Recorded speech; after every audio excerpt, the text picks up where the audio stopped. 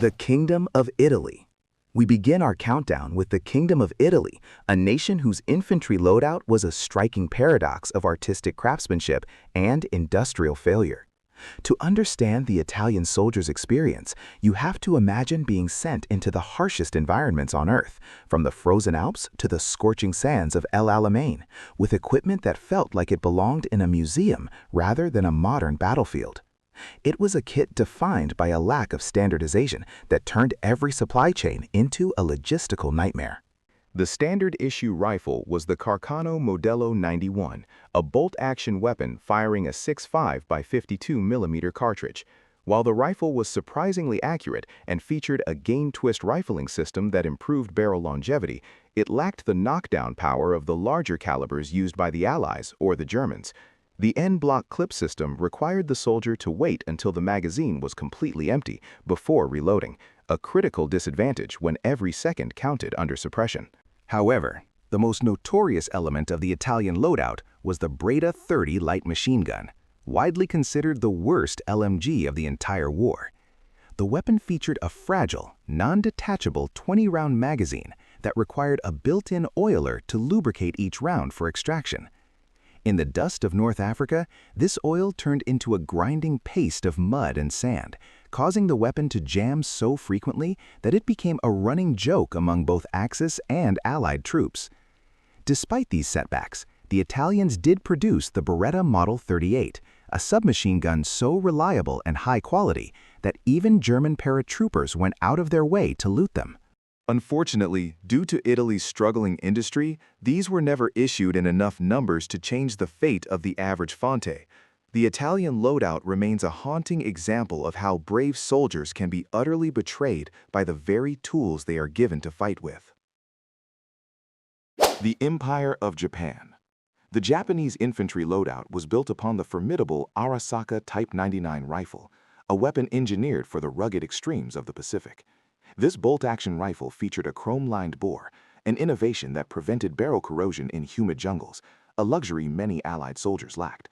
However, the kit was perpetually tethered to the past by the mandatory attachment of the Type 30 bayonet, a massive blade that made the weapon unwieldy, but reflected the High Command's obsession with seishin, or martial spirit.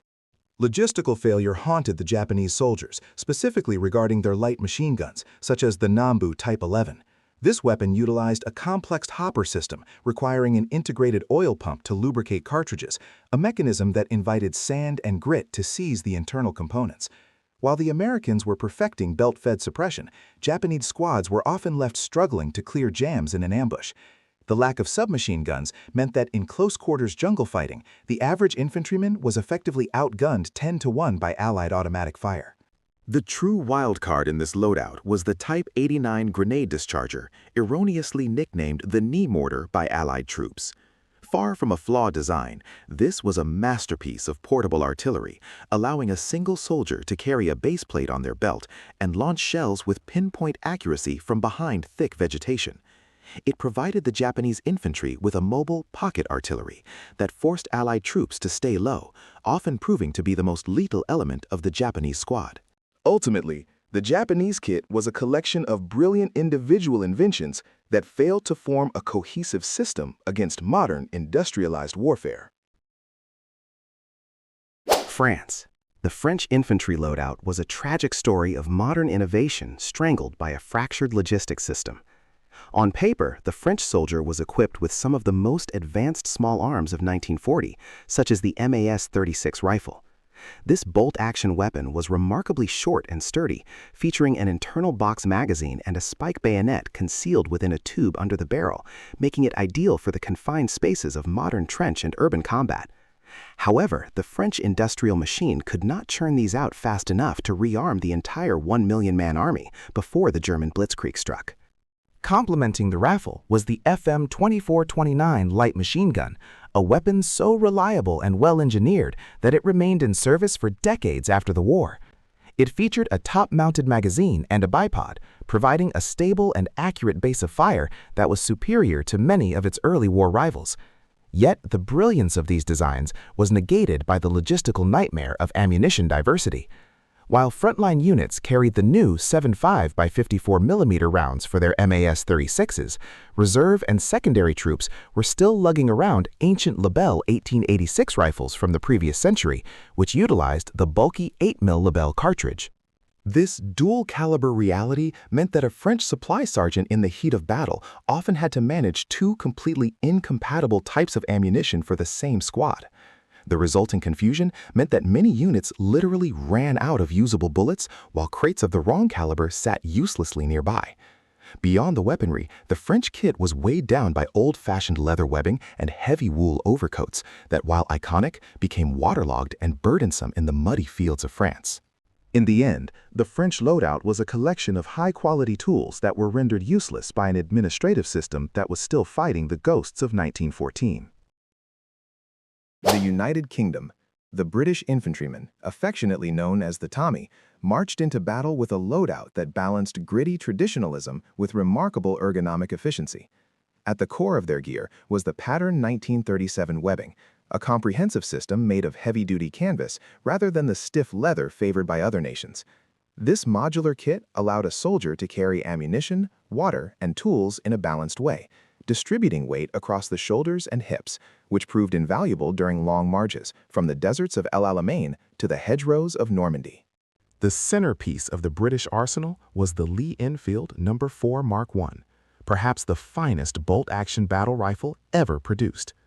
Unlike its contemporaries, the Lee Enfield featured a 10-round magazine, double the capacity of the German Kar 98K, and a smooth, rear-locking bolt that was lightning-fast to operate. This allowed well-trained British troops to perform the legendary Mad Minute, a feat where a single rifleman could land up to 30 aimed shots in 60 seconds. To an advancing enemy, the sheer volume of fire coming from a British platoon often felt like they were facing a line of heavy machine guns rather than individual bolt-action rifles. Supporting the rifleman was the Brand light machine gun, a weapon widely considered the most accurate and reliable LMG of the war. With its top-mounted magazine and distinctive silhouette, the Bren provided the squad with a steady, surgical base of fire that rarely jammed, even in the worst conditions. However, the British kit was marred by the inclusion of the Sten submachine gun. This plumber's nightmare was mass-produced for mere dollars from stamped metal parts, and while it was light, it was notoriously dangerous. Soldiers often feared it would discharge accidentally if dropped, or jam at the exact moment a German patrol appeared.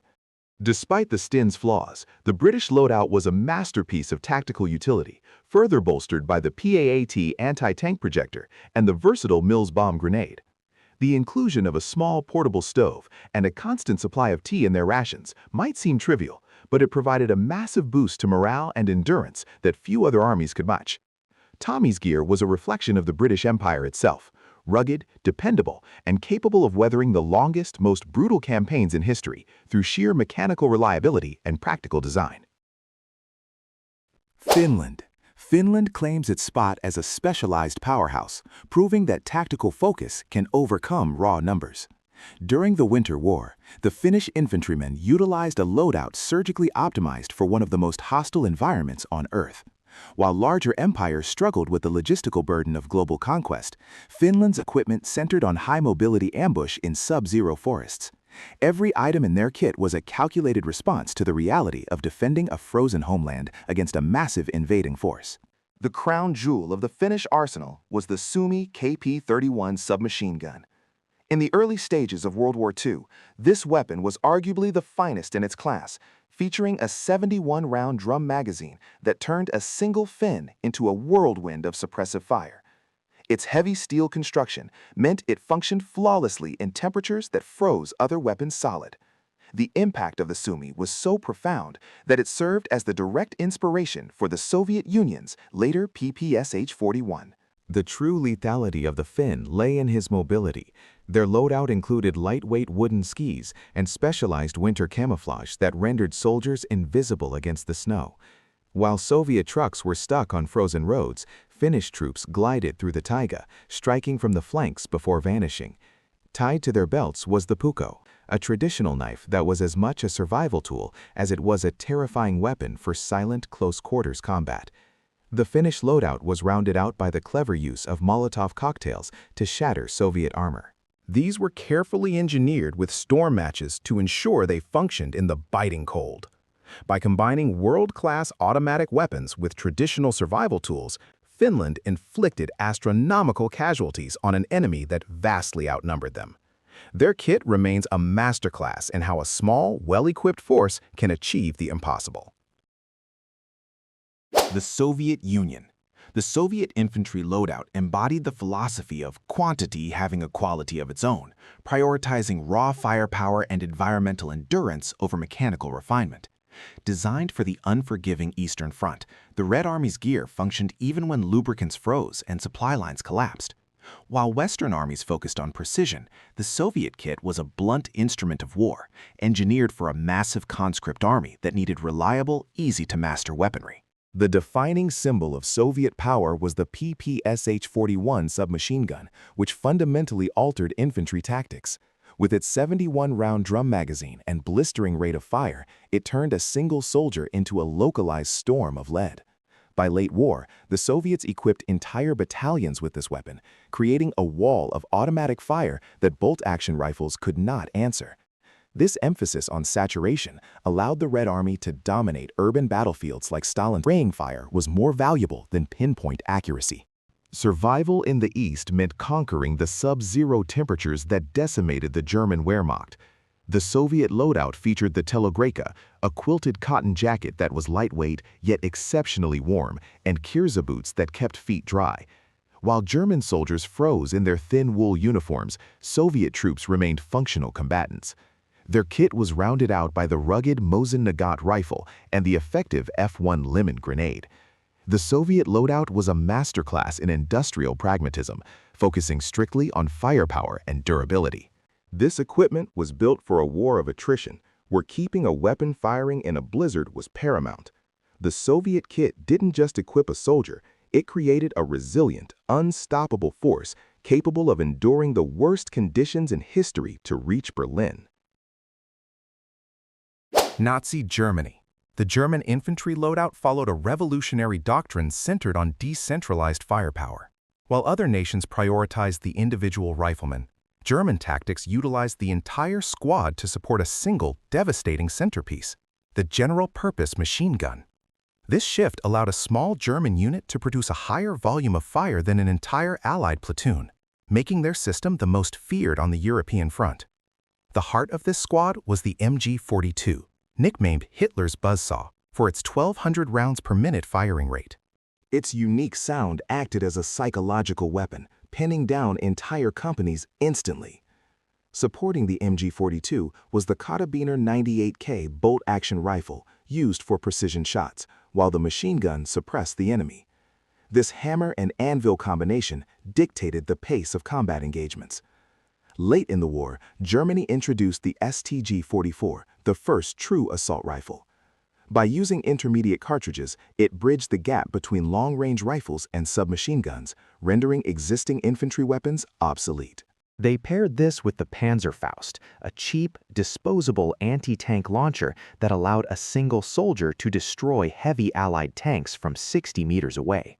This democratized anti-armor firepower, turning every urban corner into a lethal threat for tanks. The German kit featured high-quality M35 steel helmets and the steel Handgranat, which could be thrown further than Allied grenades due to its wooden handle. Every component, from Zeiss optics to patterned camouflage, emphasized mechanical superiority. Though Germany lost the production war, their loadout provided the blueprint for modern military forces, proving how advanced engineering multiplies a soldier's lethality. The United States. The American infantry loadout secured the top spot through a combination of overwhelming force and a revolutionary leap in personal firepower. While Germany or the USSR relied on bolt-action rifles, the U.S. Army issued the semi-automatic M1 Garand to nearly 5.4 million infantrymen who served overseas. This gave a standard 12-man American squad a cyclic rate of fire of over 240 rounds per minute, nearly triple the 80 to 90 rounds per minute of a comparable German unit armed with Kar 98Ks. This decision fundamentally changed battlefield math, allowing U.S. troops to achieve fire superiority almost instantly. The M1 Garand was the king of the front lines, firing the .30-06 Springfield cartridge with a muzzle velocity of 2,800 feet per second.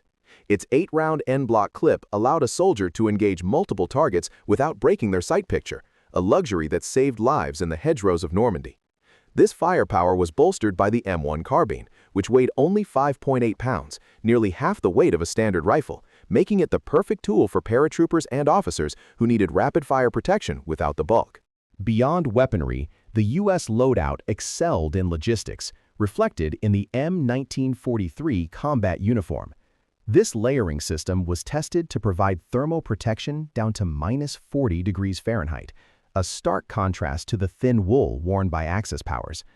American GIs were also issued the K ration, providing 2,830 calories per day across 3 distinct meals, ensuring troops maintained physical peak performance during long campaigns.